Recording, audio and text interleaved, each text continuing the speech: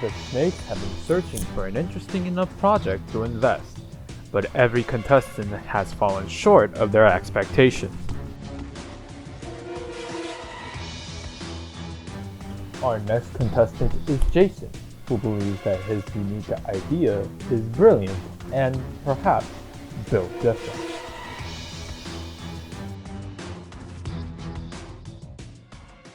Hello Snakes, I'm the janitorial intern, Jason. Today, we are seeking $1.29 for 99% of our company, Live. What most people can tell, soil is a good-for-nothing material. All it can be used for is planting vegetables and trees, right? Correct. Actually, no. Our company uses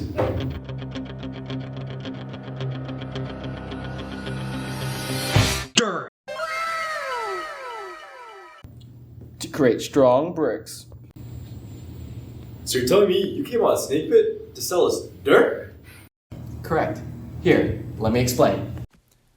Humans have been building with soil for centuries. About 10,000 years ago, our nomadic ancestors began switching to a more agricultural-based lifestyle.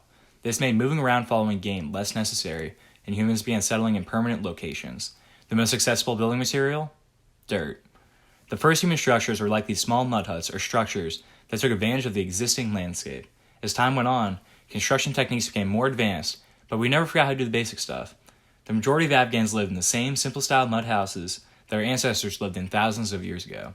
By incrementally adding mud to walls and waiting for it to dry, relatively strong structures that can support multiple stories can be made. This is a testament to how effective and available soil is as a building material.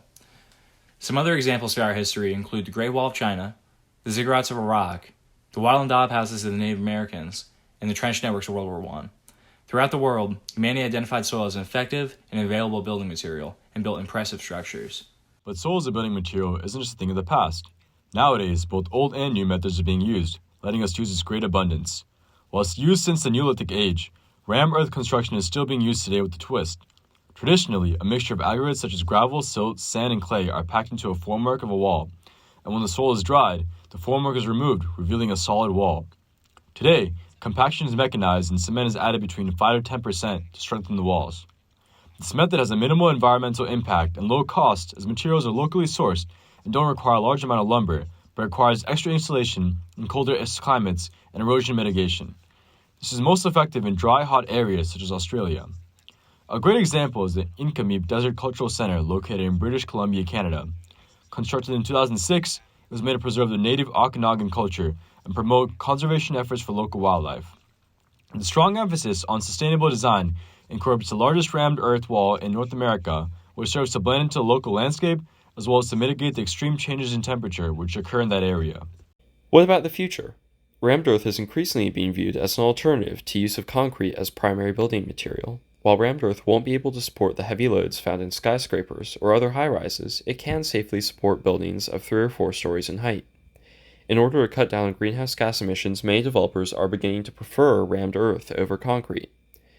If we save concrete for larger buildings, using rammed earth in our houses, schools, and businesses, we can significantly reduce carbon emissions into the atmosphere. The use of rammed earth also has the potential to cut down developers' aggregate costs by reducing the amount of money spent on concrete. While this is not necessarily a dramatic reduction in price, as rammed earth takes more man-hours to produce than cement, it does provide a further economic incentive to move towards soil as a construction material. There are even supposed health benefits to those living inside rammed earth buildings, as opposed to those made of cement, as there are fewer chemicals that may be off-gassing in rammed earth bricks. So, will rammed earth ever fully replace concrete? No. It's not quite as durable even when cement is mixed in with the soil, and cannot support the same massive loads as concrete. That being said, rammed earth will begin to increasingly find its niche in the world of construction as an eco-friendly, cheaper, healthier alternative to cement. So, what's it gonna be, Snakes? I'm out.